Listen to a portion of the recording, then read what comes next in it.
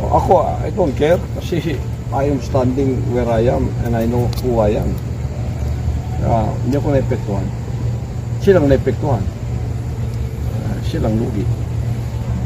Pero nakakilala sa amin dito, pati yung mga workers na lumabas, kilala nila lahat yun. Kilala nila lahat kung sino yun. We are not living in a cave naman. Wala kami sa kuweba eh.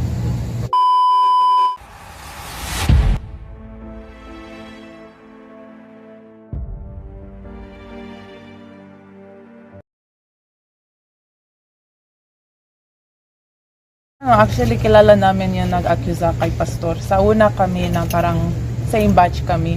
Halos kasabay kami nag full-time. Halos kasabay kami nag-worker. So, kilala namin sila. At unlike sa akin, more sila nagstay dito sa Pilipinas. Ako kasi nag-worker ako, nag-missionary ako abroad. So, sila, araw-araw ang kasama nila si Pastor. Ako, twice a year lang ako uuwi at pinakamatagal magstay ako ng 4 months. Which is every worker, kahit saan ka pupunta, our desire is to be here.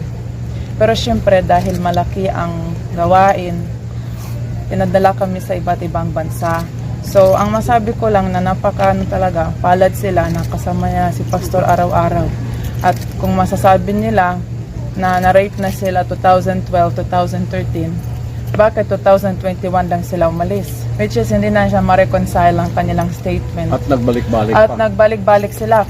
Sabay kami umuwi sa Ukraine. Nag-concert kami doon. Nag-invite sila ang kanilang parents dito. Nagbago ang kanilang testimony, nagbago ang kanilang statement. Bigla-bigla. Tapos, copy-paste ang mga statement nila. At first place, kung sasabihin nila na ito ang reason bakit sila lumabas, paniwalaan pa sila. Pero at first place, hindi yan ang dahilan bakit sila umalis. Ano pang dahilan mo? Iba-iba. Nang gusto nila magkaroon ng pamilya, ayaw nila ng buhay ng missionary, ganyan. Gusto nila makipag-boyfriend, maglakwatsa sa labas. Ganyan. Iba-iba na ang kanilang dahilan. Nagsimula yan, Mary, nung pandemic, wala nang travel eh. Oh. Before pandemic, every year nagta-travel tayo eh. All over the world. So they are with us. Nung nagta-travel kami, masaya. Punta ka ng Hong Kong, punta ka ng Amerika, punta ka ng iba't iba. Masaya. At saka 5-star hotel, 5-star ang pagkain, lahat. Masaya yung nung pandemic, stop na. Wala na. Doon medyo nakita ko nagbago na yung nila, temperament nila. Kasi siguro sabi na malungkot ng buhay dito. Yeah, hindi man makalabas, hindi makaglakawat siya sa mall. Hindi man magawa ng gusto nilang gawin siguro. So, yun pag-uwi nila, umalis na sila sa ministry. Pero hindi yon ang dahilan bakit sila umalis. Kasi kung yan ang dahilan, bakit na lang sila umalis ng 2013, 2012? Nangyari yun. Araw-araw kasama nila si Pastor, nasasabihin nila rapist. Nakakaloka naman.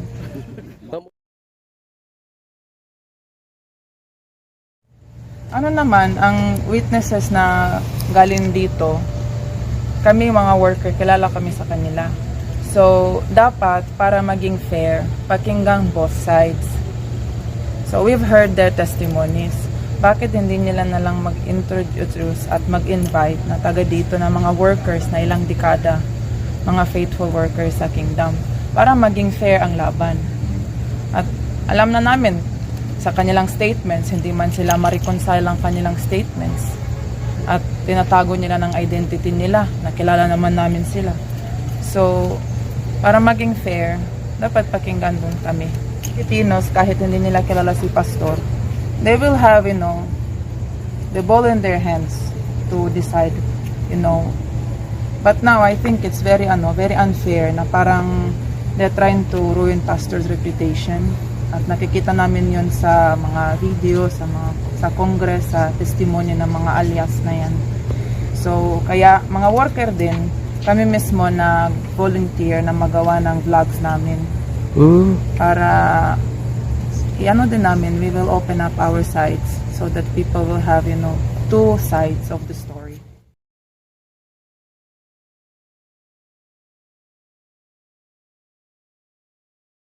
Hindi naman na-apekto sa namin kasi mula sa pagsimula pa lang na ministry, marami na mga akusasyon.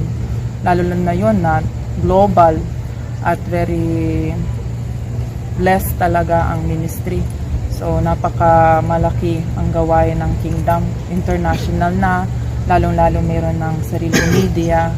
So, syempre, dahil sa friendship din ni Pastor kay Mayor, marami mga controversies. So, hindi yan maiwasan. At siguro, bakit hindi nila ginawa na lang ng ibang akusasyon?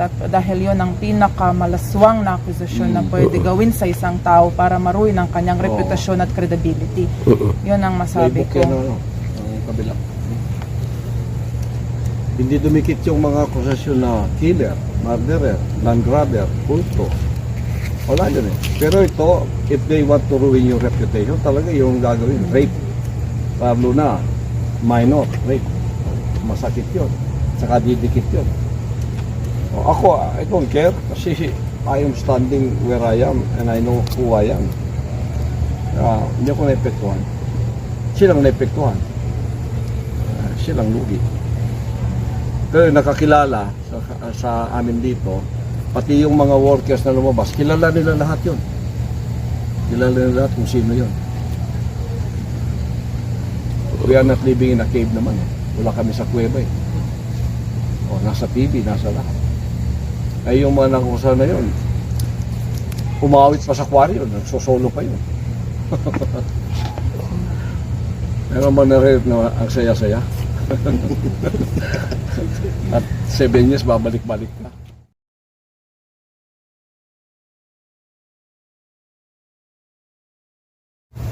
Ay, sa nag-akusa. Yes. Ay, wala na kaming ibang message. Actually, hindi na namin gusto na makarating sa ganitong punto. But they are the one who threw the first stone. So na yun, kami magdidepensa kay Pastor. Na dapat malalaman talaga ng both sides of the story. At kung gusto nila if they want justice, then bring it to the court. That's the right place for them to receive justice. That's all. Thank you, ma'am. Thank you very ma'am. much. Thank you very much. Thank you very much. Ang pagboto ninyo sa tambalan ng Marcos Duterte, kayo ay bumoboto sa ating pagkakaisa. Sama-sama po tayong babangon muli. Unang hakbang napakaganda, kaya puso namin namangha dahil sa mga pangako niya para sa ating bansa. Sabi niya kanyang ipagpapatuloy mga hakbang ni Tatay Digong, kaya tinulungan namin siya o libre pa. Hindi namin kayo bibiguin. Katagalan nagbago ang kanyang kulay, kulang ngayon siya na'y dilaw. Oh my God, what's going on right now? Sinungaling pala. Oh nabudol kami sa'yo. Oh nabudol kami sa'yo. O nagsisisi kami, bakit ikaw ang binoto? O ito pala ang gagawin mo sa amin dito na naawa sa'yo, tumulong sa'yo, sumuporta sa'yo. In office from 2022, the president of this country has taken so many foreign trips, a play on his name is Ferdinand Magellan Jr. Let's go over to Avi Gupta. What are the Philippines? That is correct. Ferdinand Marcos Jr. Kaya ngayon di na kami paloko sa mga politiko mangloloko. Sobra na pang-aabuso nyo sa mga Pilipino. Tama na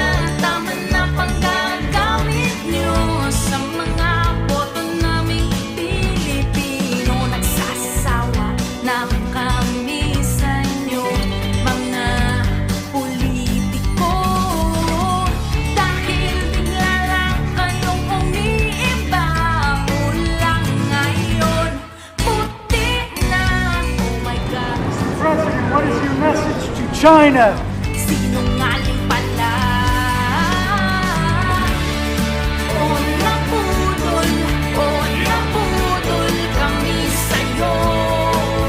Sobra. Hindi kami titigil. We will use all resources of government. Bakit hindi? He is a fugitive. O nagsisisi kami, bakit ikaw ang binoto ko? Ito pala ang gagawin mo sa amin dito na naawa sa'yo. Tumulong sa'yo, sumuko ka sa'yo. Oh, oh, oh, oh, oh.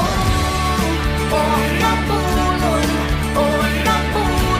kami sa'yo. My God. Oh, napudol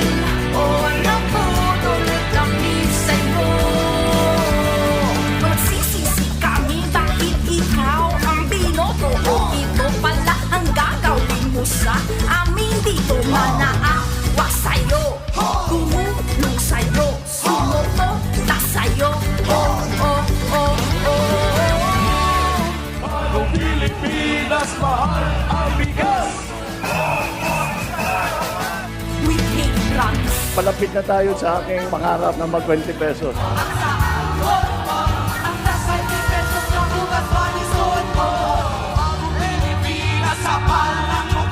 Nabudol kami sa'yo. Itaas ang mga kamay sa mga nabudol. Yung mga pinapangako niya, wala rin nangyari. Lalong naghihirap yung mga tao eh. Kung saan saan sila nakakarating. Sarap ng buhay nila.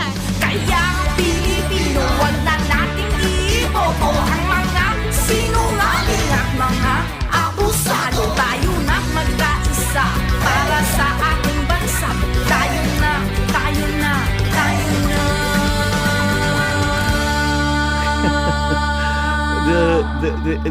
The narrative. May I just ask you why that's funny? Where that? Why that's funny?